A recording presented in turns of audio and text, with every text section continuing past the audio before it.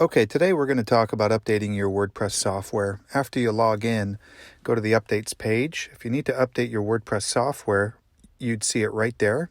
You'd see an Update button right there where it says Reinstall Now. When you go to the bottom here, you could see the plugins, you could see themes, everything that needs to be updated.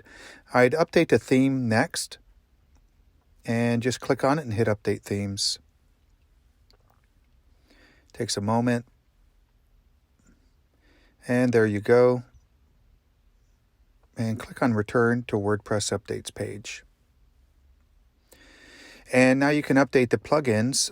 You should do this once a month. So you could select all the plugins.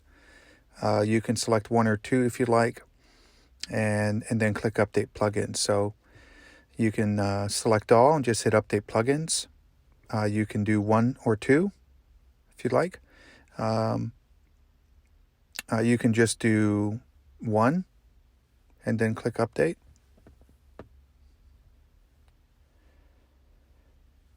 And it takes a moment, and then you could return back to WordPress Updates page.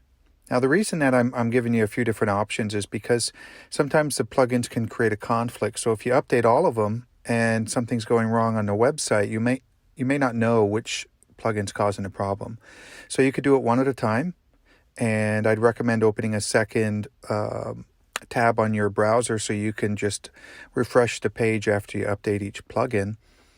Or you can just go ahead and update all the plugins at once and then check your website. It really comes down to your experience level, but this is the end result right here. All plugins, themes, and WordPress are up to date. If you do have a plugin problem, you can go to the plugin that's creating the problem, click Roll Back. It'll show the current version right here, 4.43.